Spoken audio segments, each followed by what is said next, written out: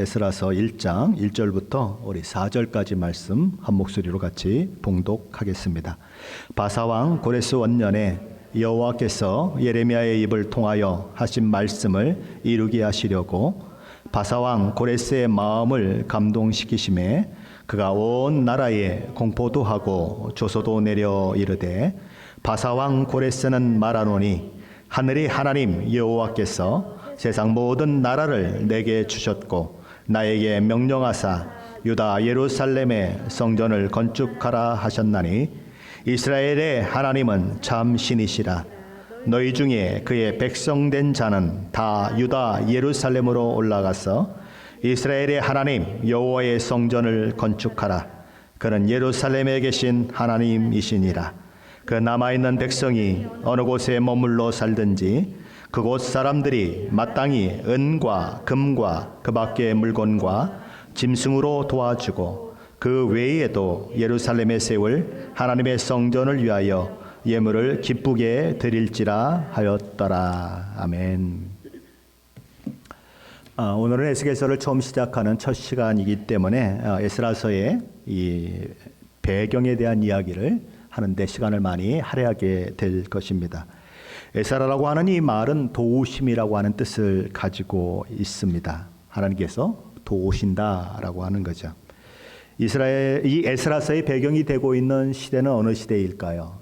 바사 시대입니다. 바사. 이 성경은 바사라고 해서 조금 애매하지만 페르시아 제국을 말하는 것입니다.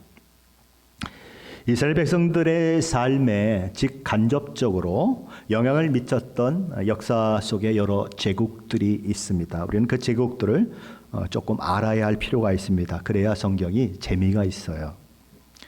그중에 가장 큰 영향을 미쳤던 그 제국은 뭐니 해도 애굽이죠. 이집트 제국입니다. 그리고 이제 아수르 제국, 신바벨론 제국이 있습니다. 물론 성경에는 그냥 바벨론이라고 나오지만 신바벨론입니다. 왜 신바벨론이냐면 바벨론은 이 아수르 제국이 일어나기 전에 이 바벨론이 있었어요. 근데 그 나라가 멸망하고 아수르 제국이 들어서고 그 다음에 이제 아수르 제국이 멸망한 후에 바벨론이 다시 들어섭니다. 그래서 구바벨론, 신바벨론 그렇게 나누는 거죠. 아수르 제국은 사실 역사적으로 보면 또 역사적으로 그럼 어떻게 불리우냐면 아시리아 제국이다 이렇게 불리웁니다. 이 아시리아 제국에 우리가 아는 왕들의 이름이 성경에 종종 나오죠. 뭐 사네립 기억나십니까? 살마네셀 뭐 이런 왕들 아수르 제국의 왕들입니다. 이 아수르 제국에 의해서 북이스라엘이 BC 722년에 완전히 망하게 되죠. 그리고 이제 아수르 제국의 이 산헤립은 북이스라엘을 멸망시키고 나서 그 여세를 몰아서 남유다까지 멸망시키려고 하죠. 그래서 남유다의 견고한 성들이 다 떨어져 나가고 결국 왕의 도성이라고 하는 예루살렘 성만 남아있는 그런 상황이 만들어지는데 그때 남유다를 다스리고 있던 왕은 히스기야라고 하는 왕입니다. 기억하십니까? 히스기야는 이 어려운 상황을 만나서 그때에 사역을 하고 있던 선지자가 이사야 선지자였는데 이사야 선지자에게 사신들을 보내서 지금 우리가 위기 가운데 있으니까 당신의 하나님께 기도하십시다 라고 얘기합니다. 그래서 이사야 선지자도 기도하고 히스기야도 하나님 앞에 기도합니다. 바람 앞에 등불과 같은 국가적 상황을 놓고 왕도 기도하고 그 시대의 선지자였던 이사야 선지자도 기도하는 것입니다. 그렇게 기도했는데 어떤 일이 일어나죠? 밤중에 이스라엘을 에워싸고 있었던 아수르 군대들이 눈을 딱 떠보니까 18만 5천 명이 밤사이에 죽었습니다. 생각해 보세요. 18만 5천 명이면 엄청난 인원인 거죠. 그래서 아수르 제국의 사네립은 얼굴이 화끈거리는 것입니다. 그래서 결국 자기 나라로 돌아가게 되는데 돌아가서 신하들인 아드람멜렉과 사라셀에 의해서 살해되고 그를 이어서 그의 아들 에살핫돈이 왕으로 등극하는 거죠. 자, 그렇게 성경에 그런 역사들이 있는 것입니다. 그런데 이 아수르 제국은 느부갓네살의 아버지 나보폴라살에 의해서 멸망하게 됩니다. 그때가 BC 609년 되던 때죠. 요나의 회개의 메시지를 전했던 것은 니느웨에 대한 그런 것이었죠. 나움 선지자도 니느웨는 이 아수르의 수도예요. 그래서 니느웨 그러면 사실은 아시리아 제국을 이야기하는 것입니다. 그렇게 니느웨의 멸망을 예고했었는데 그 예고한 대로 아수르 제국이 역사 속에서 사라지게 되는 것입니다. 자, 이제 아수르 제국에 대한 이야기가 나오고 성경에 니느웨라고 하는 이야기가 나오는데 역사학자들은 오랫동안 니느웨가 정말 실제로 존재하느냐 안 존재하느냐 하는 것 때문에 굉장히 열띤 토론을 벌였습니다. 왜냐하면 니느웨 도성이라고 하는 것이 지구상에 남아있질 않는 것입니다. 유적이 발견되질 않는 거예요. 그래서 그것 때문에 많이 참 논란들이 있었는데 이것에 관심을 가지고 있던 한 고고학자가 있었습니다. 레이어드라고 하는 고고학자가 있었는데 1845년에 가서야 이 아수르 제국의 그 유물이나 이런 것들이 발견됩니다. 그러니까 아수르 제국이 BC 609년에 멸망을 했어요. 근데 1845년에 발견이 됐다면 1845 더하기 609를 하면 2400년도 더 지난 후에야 니느웨의 유적이 발견됐다는 것입니다. 그러니까 그동안에 얼마나 많은 사람들이 성경은 거짓이다, 잘못됐다, 얼마나 많이 얘기했겠어요? 근데 발견이 된 것입니다. 왜 발견이 안 됐을까요? 니느웨의 홍수가 났는데 그 홍수가 나가지고 이제 물이 막 흘러갈 때 이 흙들도 같이 흘러가지 않습니까? 보통 토사라 그러죠. 토사가 니느웨 성을 덮었는데 얼마 두께로 덮었냐면 6m 두께로 덮었습니다. 한번 생각해 보세요. 성이 6m 아래에 있는 거예요. 흙으로 6m. 6m면 어디까지예요? 우리 이거 꼭대기까지 6m 되나요?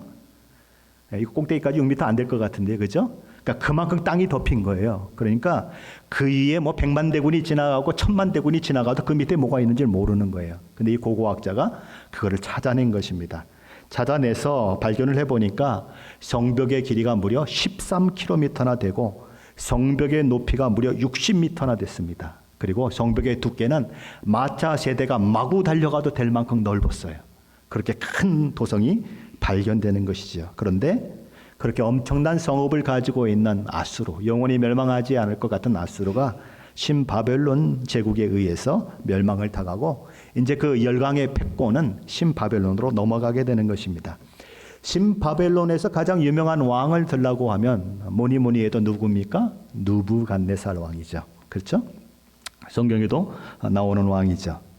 명실공히 신바벨론을 세계 속의 제국으로 만들어낸 왕이 누구냐? 이 바로 느부갓네살인 것입니다.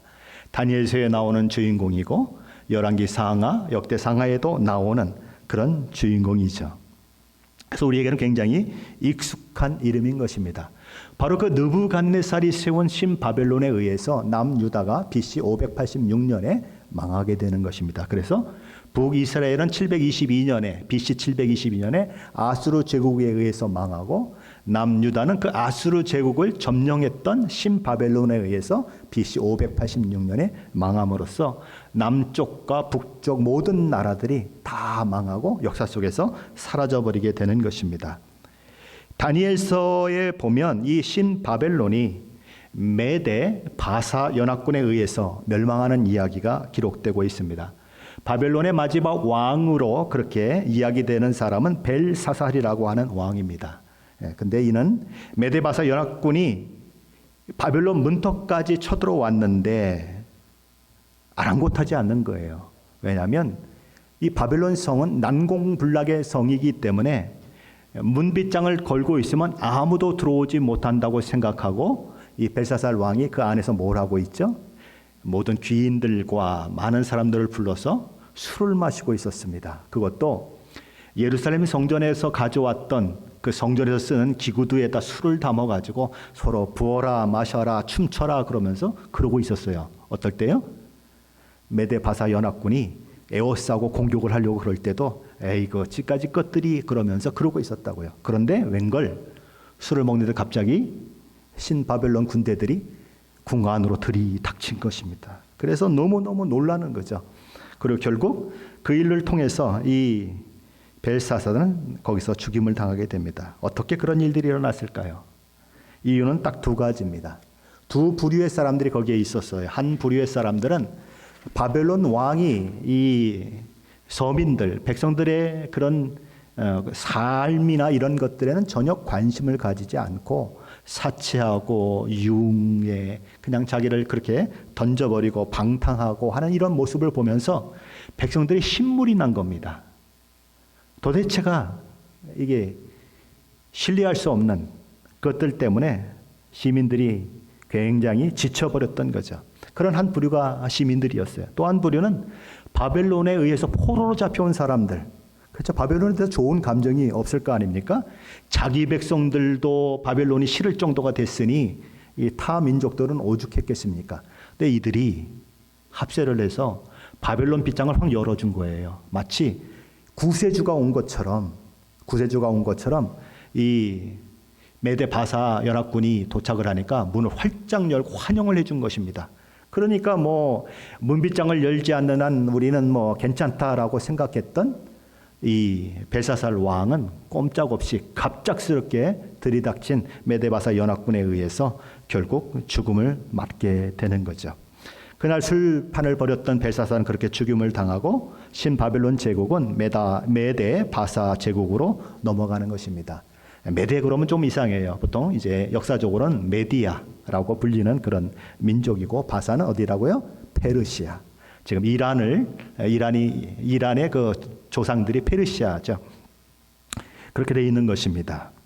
당시 메데의 왕은 다리오였고 바사의 왕은 고레스였습니다.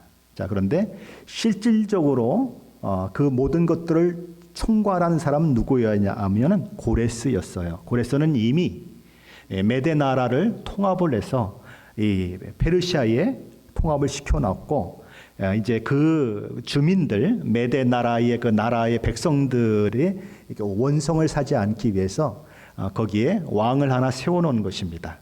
그 왕을 세워놨는데 그 왕이 자기 외삼촌 되는 왕이에요.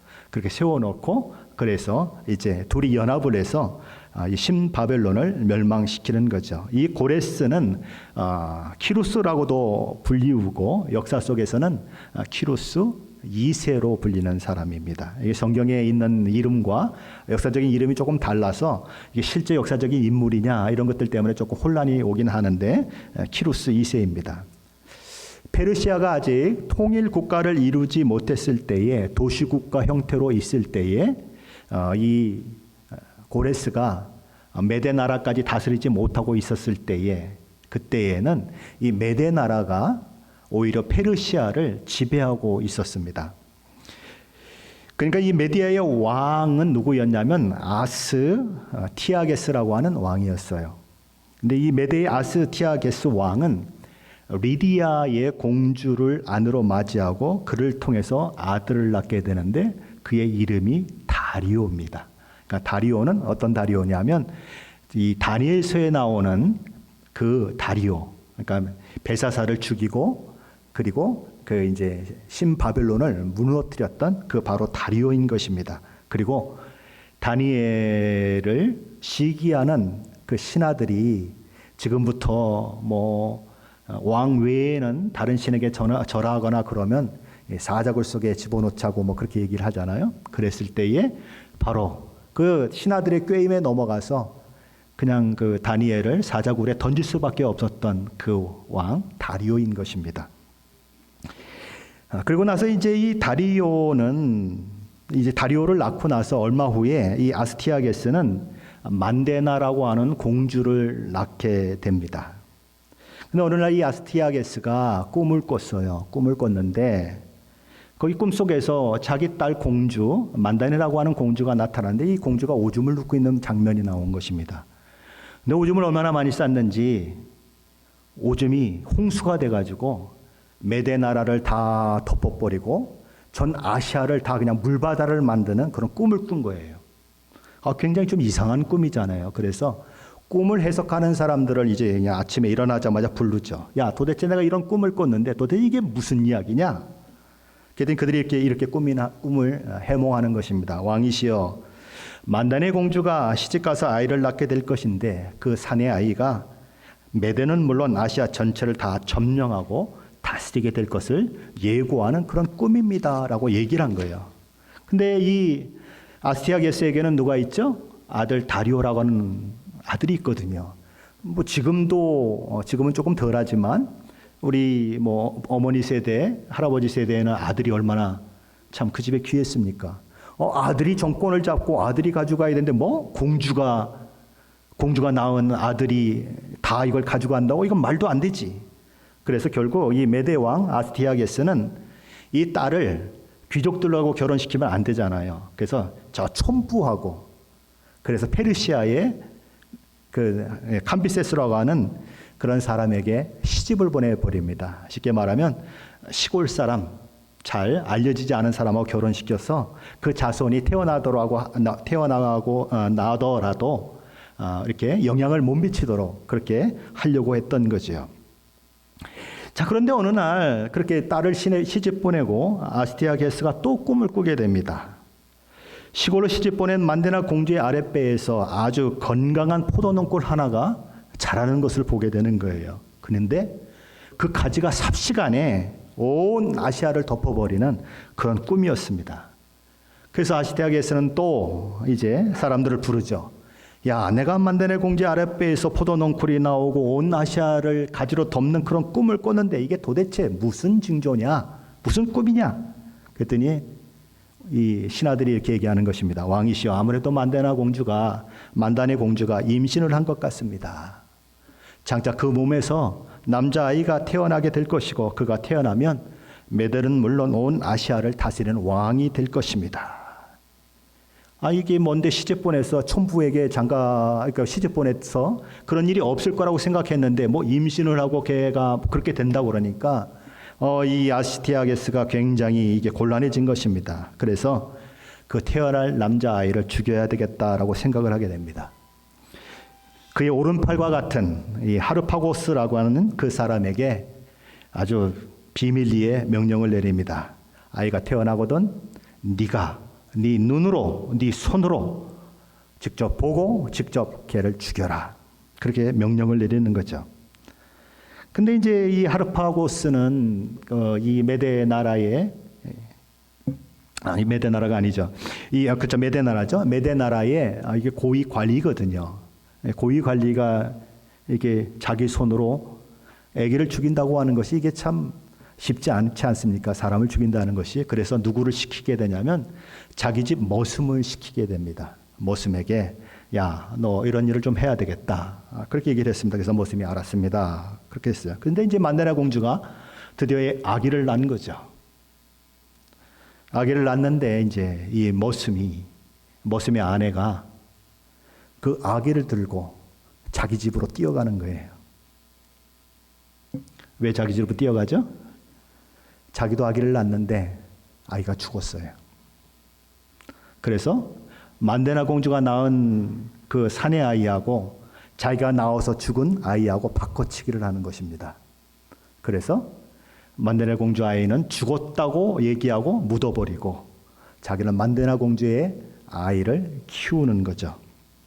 그래서 이제 이 고레스는 머슴의 손에 의해서 자라나게 되는 것입니다. 근데 당시 여자들을 이제 애칭으로 불렀던 그런 이름이 있다고 하죠. 애칭으로 이제 이렇게 이름을 부르곤 했는데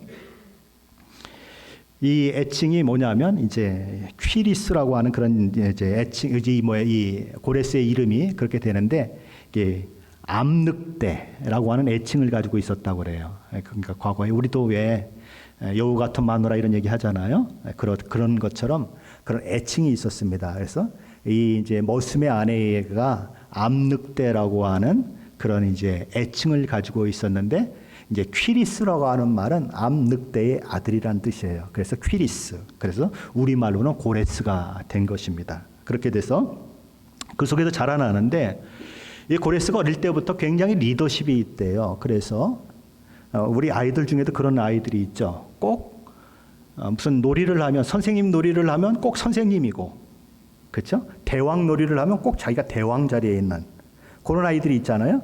근데 이 고레스도 그랬다는 거예요. 항상 자기가 왕이에요. 그래갖고 너는 영의정이고 너는 뭐고 다 하고 그 다음에 아주 상과 벌을 분명하게 했다는 것입니다. 그래서 지시도 아주 정확하게 하고 무슨 일을 해야 하는지 하고 만약에 어기거나 그러면 벌을 내리게 되는데 어느 날 그 이제 역할 놀이를 하다가 어떤 아이가 제대로 자기 역할을 못한 것입니다. 그래서 네 이놈 이제 놀이입니다, 놀이. 그러면 이제 혼을 내는데 너무 혼을 냈어요. 거의 반쯤 죽여놨습니다.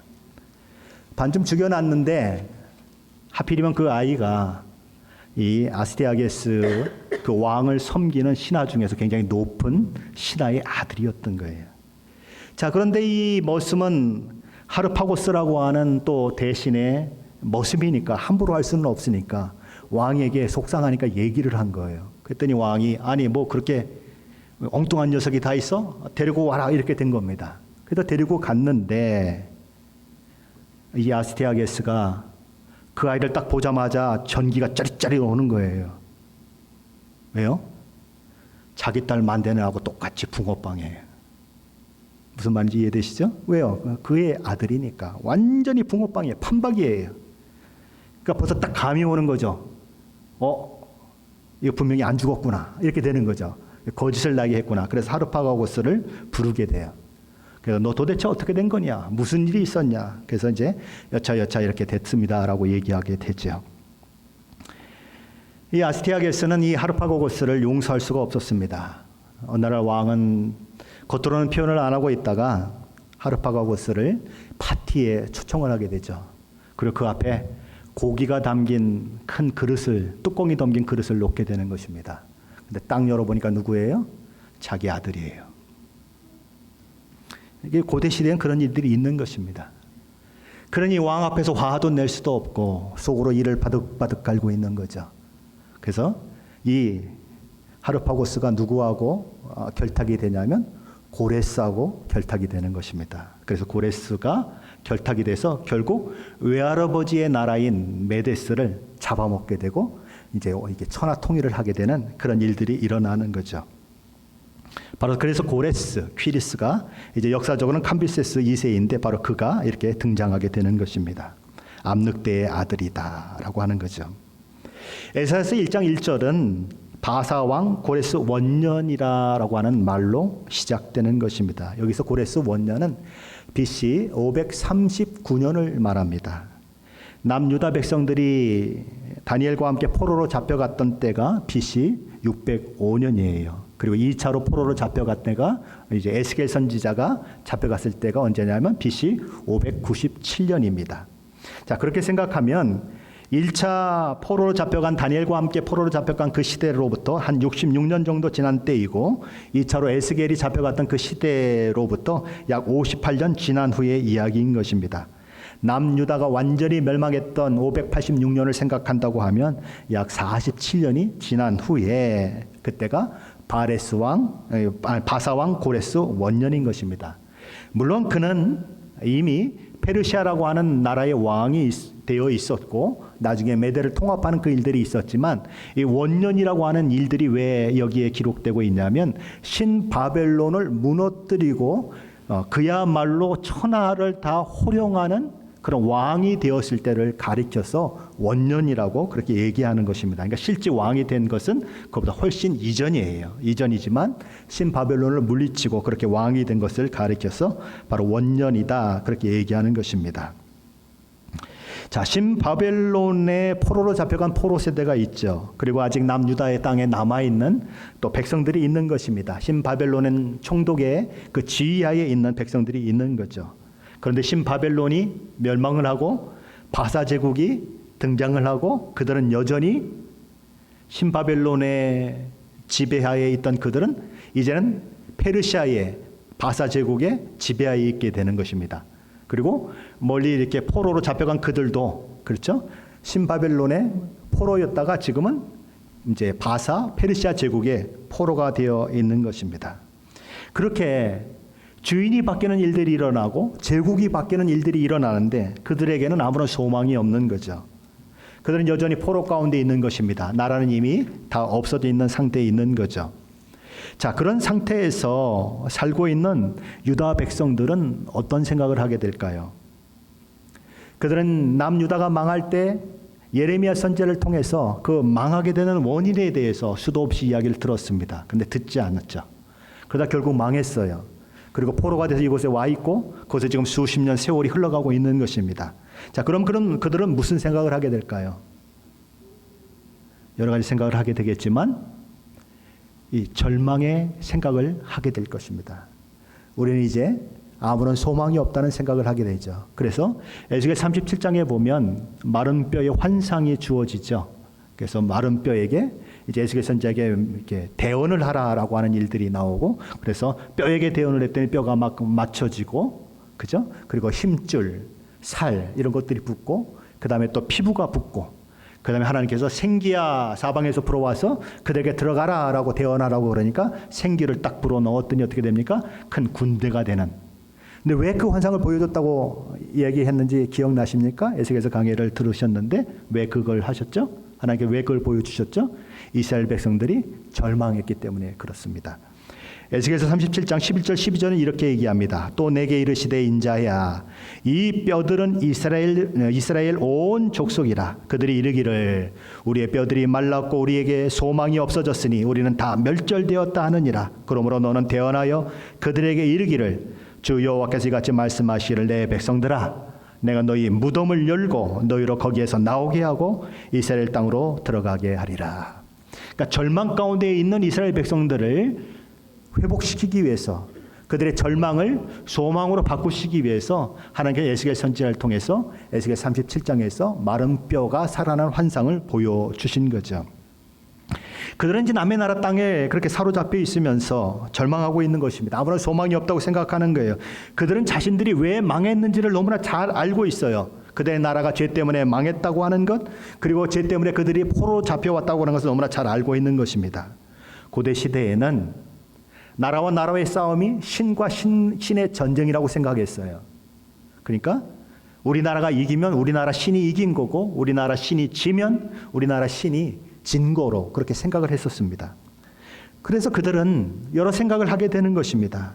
그래서 하나님이 자신들을 버렸다고 생각하는 그런 마음도 있었고, 하나님도 우리 같은 죄인들을 더 이상 사랑하지 않을 것이다 라고 생각하는 사람들도 있었습니다. 자, 나라도 잃어버렸습니다. 하나님도 자기 편을 들어주지 않고 자기를 사랑하지 않습니다. 그러니 어떻게 해요? 그들에게 있는 것은 소망이 아니라 절망밖에 없는 거죠.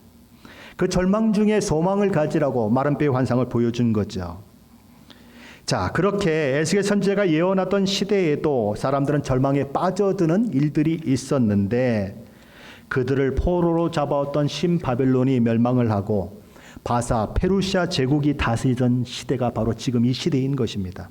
그만큼 시간이 흘렸고 절망은 점점 더 깊어질 수밖에 없고, 그런 상황 가운데서 에스라에게 지금 이런 말씀이 주어지고 있는 것이지요.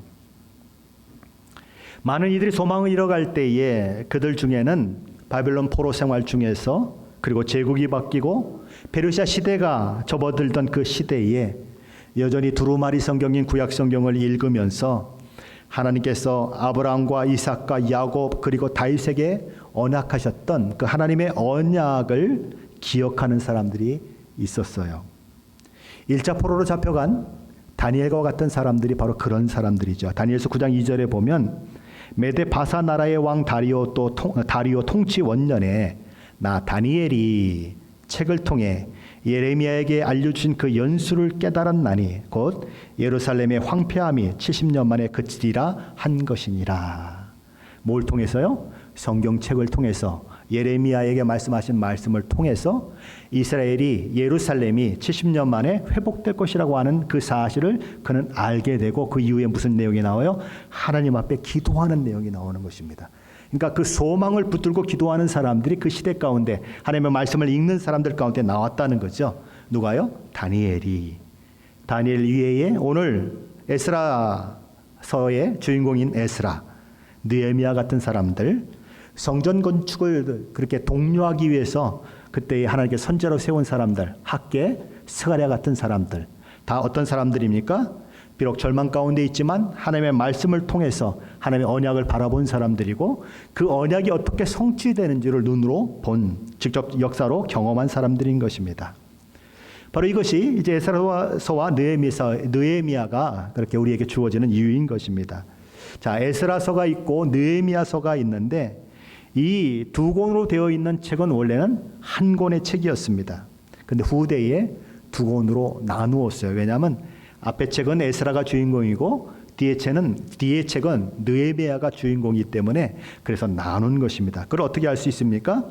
느헤미야 1장 1절에 보면 이렇게 기록되어 있습니다. 하갈의 아들 느헤미야의 말이라 아닥사스다 왕 제20년 기슬루월에 내가 수상궁에 있는데, 우리 성경에는 아닥사스다 왕이라는 말이 기록되어 있지만 원어 성경에는 아닥사스 왕의 이름이 없어요. 자, 그러면 어떻게 되죠? 1절은 이렇게 되는 것입니다.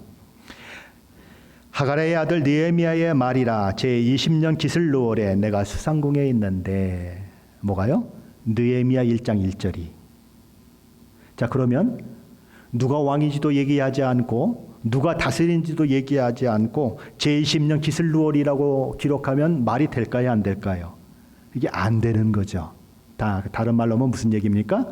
이 이야기가 앞에서 어떤 이야기와 연결되고 있기 때문에 왕의 이름을 쓸 필요가 없기 때문에 왕의 이름을 안 썼다는 것입니다. 그게 느헤미야와 에스라서가 서로 한 권이었다고 하는 것을 증명하는 거죠.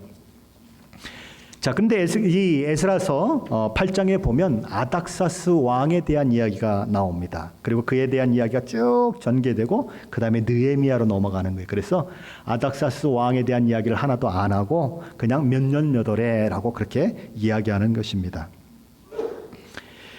자, 그 다음에 또 하나의 그 증거가 있는데 히브리인들이 기록한 마소라 사본이라고 하는 게 있습니다. 이 마소라 사본은 자음으로만 되어 있는 히브리어 성경을 거기에다 모음을 이렇게 적어 놓은 거예요. 그럼 성경을 변조한 것이냐? 그게 아닙니다. 그러니까 자기들 나름대로는 어떻게 읽는지를 알아요. 그런데 점점 세월이 흘러가면서 이제 어떻게 발음하는지를 잃어버릴 그런 상황이 만들어지는 것입니다. 그래서 이래서는 안 되겠다. 몇몇만 알고 있고, 쉽게 말하면 자음만 있다고 한번 생각해 보세요. 가가 아니고 예를 들면 기영, 니은, 디귿, 미음, 시옷, 이영, 이것만 있으면 어떻게 읽어요, 이거를요? 아는 사람은 읽지만 못 읽잖아요. 그래서 거기다 모음을 만들어 놓은 거예요. 그러니까 그 모든 내용을 알고 있지 못한 사람들도 자유롭게 읽을 수 있도록 만든 것이 이제 마소라 사본인데, 이 마소라 사본의 특징이 뭐냐면 한 성경책이 끝나면 거기에다가 메모를 적어놔요. 또 한 성경책이 끝나면 거기다가 메모를, 그러니까 노트라고 그랬죠. 노트를 하는 것입니다. 그런데 이상하게도 에스라서가 끝나면 노트가 없어요. 메모가 없어요. 왜 그렇죠? 에스라서하고 느헤미야서하고 하나이기 때문에 메모를 쓸 필요가 없었던 거예요. 그래서 이제 그런 증거들이 바로 이 에스라서와 느헤미야가 원래 하나였다, 한 권이었다라고 하는 것을 이야기한다는 것이죠. 자, 왜 이 얘기를 하고 있죠? 에스라서와 느헤미야가 한 권이다라고 하는 얘기를 하려고 얘기를 하고 있는 것입니다. 자, 그런데 에스라서에 나오는 에스라는 어떤 사람이죠? 누구의 자손입니까, 에스라가? 대제사장 아론의 자손입니다. 나중에 보면 누가 어떻고 쭉 나가다가 제 기억에는 아마 15대 손으로 얘기하는 것 같은데 에스라라고 딱 나옵니다. 그러니까 대제사장 가문 출신이 누구냐면 에스라예요. 자, 느헤미야는 어떤 사람입니까? 느헤미야는 이 페르시아에서 이 지배 계급인, 쉽게 말하면 식민지인 예루살렘에 보낸 총독입니다. 자, 그러면 에스라는 종교 지도자이고 느헤미야는 평신도 지도자라고 볼 수 있는 것입니다. 그러니까 한쪽은 종교 지도자, 한쪽은 평신도 지도자인데 이 종교 지도자와 평신도 지도자가 힘을 합해서 이스라엘의 부흥을 이끌고 있는 거예요. 성전을 건축하는 일, 그들에게 말씀을 가르치는 일, 그리고 그들의 모든 그 공동체를 새롭게 하는 그 일들을 하고 있는 것입니다. 종교 지도자와 평신도 지도자가 아름다운 동역을 하는 그런 모습이죠. 어떻게 보면 교회도 그런 것입니다. 왜 우리가 안수집사를 세우고 왜 권사를 세웁니까? 종교 지도자인 목사와 그리고 평신도 지도자인 권사, 장로, 안수집사 뭐 이런 분들이 함께 동역해서 하나님의 일들을 이루기 위해서 그러는 것입니다. 바로 우리 교회가 본받아야 그런 아름다운 모습이 에스라와 느헤미야에 나타나고 있는 거죠. 자, 에스라서가 배경이 되는 시대가 어느 시대라고 했습니까? 어느 나라, 어느 제국이 다스리던 시대입니까? 예? 예, 페르시아, 바사 제국입니다. 바벨론으로 포로로 잡혀가 자신들이 지배하는 지배 계급이 바벨론에서 페르시아로 바뀌는 상황 속에 있을 때에 꿈을 이뤄가고 귀환의 소망을 이뤄가던 이스라엘 백성들에게 갑작스럽게 선포되었던 놀라운 선언이 있는 것입니다.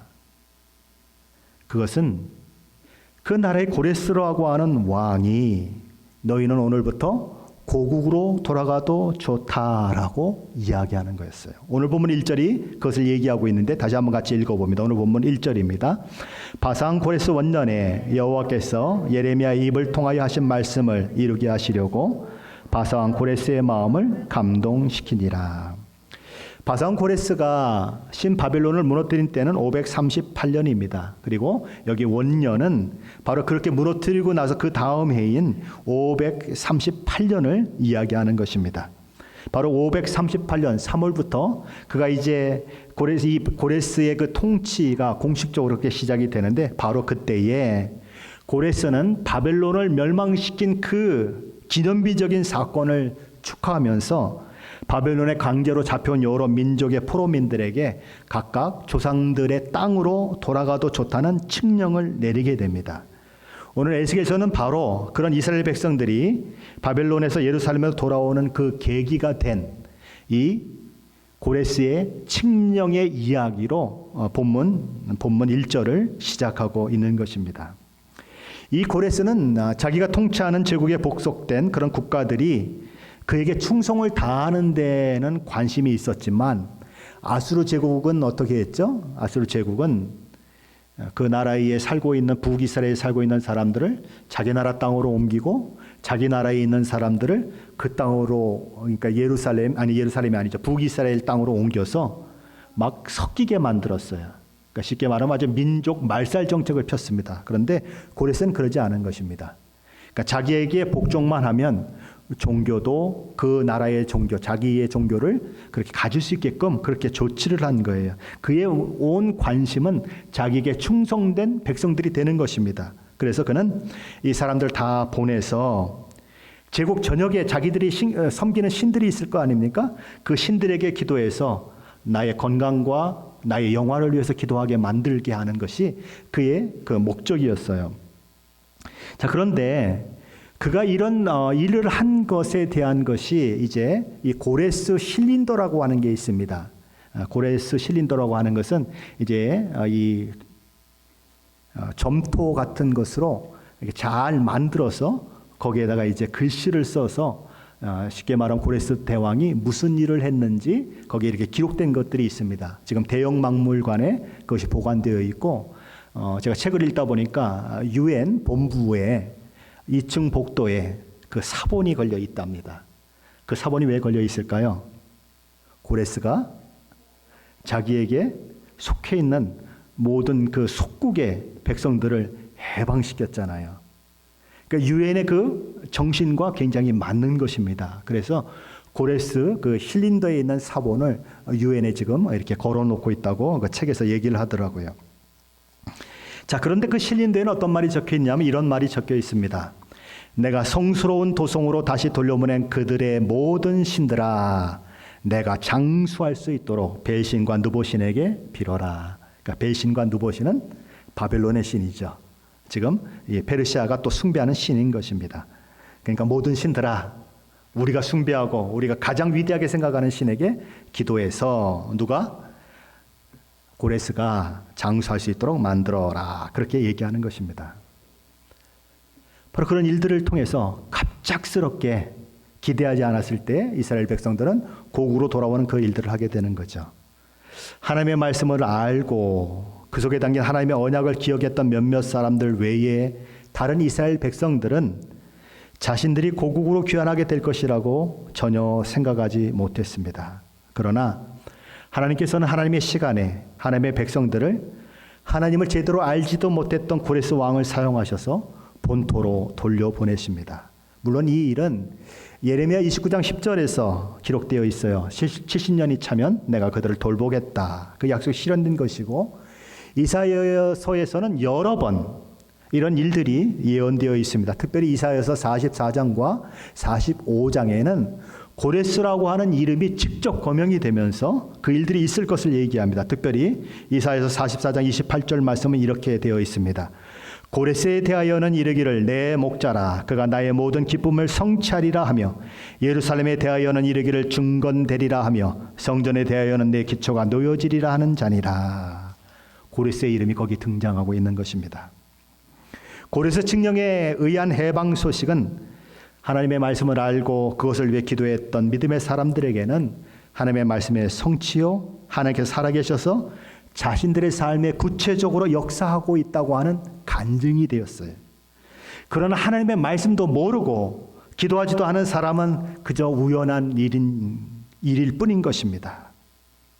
그게 차이예요. 하나님 자신의 시간 속에서 스스로 존재하실 뿐만 아니라 언제든지 인간의 사건 속에, 시간 속에 개입하셔서 간섭하시는 하나님이시죠. 하나님의 말씀을 믿고 의지하는 자, 그분의 약속의 말씀을 붙들고 씨름하는 자는 날마다 그 하나님을 경험할 것이고, 그 경험된 하나님으로 인해서 믿음은 날마다 고양되고 하나님을 향해서 찬양과 경배를 함께 올려드리고 기쁨과 감사의 삶 속에서 그렇게 사는 것들을 경험하게 될 것입니다. 하나님의 시간 한번 보세요. 이사야서 44장에는 고레스가 이 일을 하겠다고 하나님은 선언하셨습니다. 그런데 그 고레스가 임신됐을 때부터 그를 죽이려고 하는 그 일들이 얼마나 많이 일어나는가 한번 생각을 해보세요. 그리고 그가 어떻게 생명을 건졌는가를 한번 생각해 보세요. 희한하죠? 마치 예수님이 애굽으로 도망치고 그래서 생명을 건진 것처럼 고레스가 그렇게 모슴의 아이, 죽은 아이하고 바꿔치기 되고 살아날 줄 누가 알겠습니까? 이게 하나님의 역사예요. 세상은 이미 예언된 하나님의 말씀을 뭉개뜨리고 망가뜨리려고 하지만 하나님은 끝내 당신의 역사를 이루신다는 거죠. 저와 여러분의 삶 속에 하나님의 시간 카이로스가 흐르기를 원하십니까? 그렇다면 하나님의 말씀을 붙들고 기도하셔야 합니다. 그렇게 할 때에 하나님의 일하심을 우리는 보는 거예요. 에이, 그 우연이겠지. 그냥 어쩌다가 된 거겠지. 믿지 않는 사람들은 다 그렇게 얘기해요. 그러나 기도한 사람은, 말씀을 붙들고 기도한 사람은 하나님이 내게 이 일을 하셨습니다라고 날마다 우는 거예요. 차이예요. 이 시대에도 하나님의 말씀을 알고 기도했던 사람들은 그것을 맛봐요. 이것이 하나님의 역사다. 이사야서에 있었던 말씀이고 예레미야서에 있었던 말씀이 성취된 것이다. 다니엘도 그것을 미리 봤어요. 그런데 믿음이 없는 사람들은 웬일이야? 갑자기 집에 가래? 가야 돼? 말아야 돼? 그렇죠? 그 많은 사람들이 다 돌아갔으면 얼마나 좋겠어요. 그러나 일부만 돌아갑니다. 많은 사람들은 그대로 남아있어요. 이미 다 뿌리가 내렸어요. 그 뿌리가 내린 걸 어떻게 알 수 있습니까? 혹시 에스더서를 읽어보셨습니까? 모르데그가 에스더가 왕으로 뽑혀나가는 그곳에 이렇게 나갈 때에 뭐라고 얘기합니까? 너는 유다인인 것을 어떻게 하라고요? 드러내라고요? 아니면 숨기라고요? 숨겨라. 왜 숨겨야 됩니까? 그 시대 사람들이 유다인인 것을 숨기고 살았기 때문에 그래요. 숨기고 그들과 섞여 살면서 그들과 동화되고 그 속에서 영화도 누리고 모든 것들을 했기 때문에 그래요. 에스더가 유다인인 것을 숨겼기 때문에 그는 왕후까지 된 거예요. 그리고 마지막에 하만을 물리치는 그를 위해서 결국 자기가 유다인인 것을 이제 나중에야 이야기하잖아요. 바로 그런 일들이 일어나는 것입니다. 그 속에서 묻혀 살면서 그 속에 그냥 바벨론 사람처럼 살아가는 수많은 사람들이 있었어요. 그들에게 있어서 예루살렘으로 돌아가는 그 이야기는 별로 신기한 이야기가 아니에요. 우연이고 그래요.